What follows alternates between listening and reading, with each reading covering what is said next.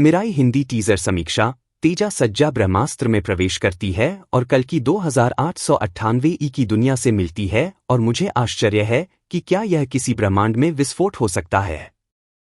तेजा सज्जा और मंचू मनोज की मिराई का टीजर मुझे पहले से ही कल्कि और ब्रह्मास्त्र के साथ एक अकल्पनीय ब्रह्मांड की कल्पना करा रहा है। यहाँ हमारी समीक्षा है। पिछले कुछ वर्षों में फिल्म निर्माण महत्वाकांक्षी और महंगा हो गया है। वास्तव में पिछले कुछ वर्षों में विभिन्न उद्योगों ने विश्व स्तरीय वीएफएक्स के साथ कई उच्च बजट मिथक सुपरहीरो दुनियाएं बनाई हैं। इसी सूची में एक और अखिल भारतीय फिल्म जुड़ रही है, मिराई, जिसमें तेजा सज्जा मुख्य भूमिका में है और कार्तिक गट्टामनेनी द्वारा निर्देशित है।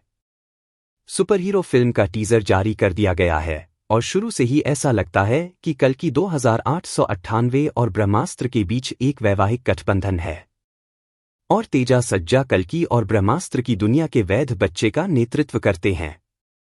हालांकि जैसे ही मिराई टीजर का पहला फ्रेम अमिताभ बच्चन के अश्वत्थामा से मिलता जुलता दिखाई देता है, जो कल्कि में एक कहानी सुनाता है, या ब्रह्मास्त्र में भी ऐसा ही करता है, मेरे मन में एक बहुत ही जायज सवाल उठता है, क्या हम एक नया मौलिक दृश्य देखने वाले हैं या बस लगातार फैलते बढ़ते हुए ब्रह्मांड का एक और टुकड़ा है जो इसमें और सुपरहीरो दुनियाएं जोड़ रहा है, आकाशगंगा को आबाद कर रहा है।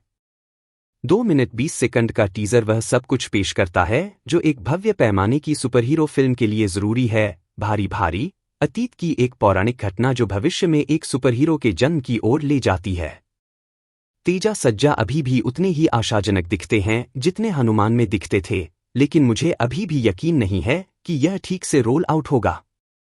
श्रेया सरन का एक शॉट भी है जो दीपिका पादुकोण की कल्कि 2898 एडी से कुछ हद तक मिलता जुलता दिखता है, न तो दिखने में और न ही वेशभूषा में, बल्कि उनके किरदार की स्थिति में।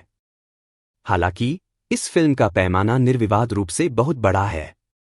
मिराई में किए गए प्रयास इसके टीजर में दिखाई देते हैं और सभी तुलनाओं के बावजूद मंचू मनोज, तेजा सज्जा और जगपति बाबू ने एक ऐसी कहानी में स्पष्ट प्रभाव डाला है जो भारत की जड़ों से चुनी गई एक और पौराणिक इतिहास कहानी में अपनी नींव रखती है।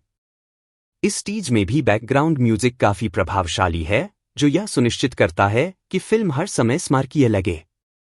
मुझे बस एक बात पर यकीन नहीं है कि क्या यह भारी डेजा वू फिल्म को पौराणिक कथाओं और सुपरहीरो कहानियों की लकीर को तोड़ने में मदद करेगा। उम्मीद है कि यह सिर्फ चुने हुए व्यक्ति की एक और पुरानी बुराई से लड़ने वाली कहानी का एक और दोहरा संस्करण बनकर न रह जाए, जो हमें भविष्य की सुपरहीरो शक्तियों वाली कहानी के रूप में बताई गई है। लेकिन उम्मीद अभी भी बरकरार है क्योंकि यह स्पष्ट रूप से हर सुपरहीरो कहानी का खाका है, पश्चिम में हैरी पॉटर और थॉर से लेकर ब्रह्मास्त्र और कल्कि 2898 तक। मैं वास्तव में चाहूंगा कि भारतीय सिनेमा अपने व्यवसाय मॉडल को अलग रखे और इन सभी सुपरहीरो दुनियाओं को एक साथ लाए जो अलग अलग हैं, फिर भी एक दूसरे से बहुत मिलती जुलती हैं। उन्हें एक ही ब्रह्मांड में साथ रहने दें और किसी समय एक दूसरे से मिलें।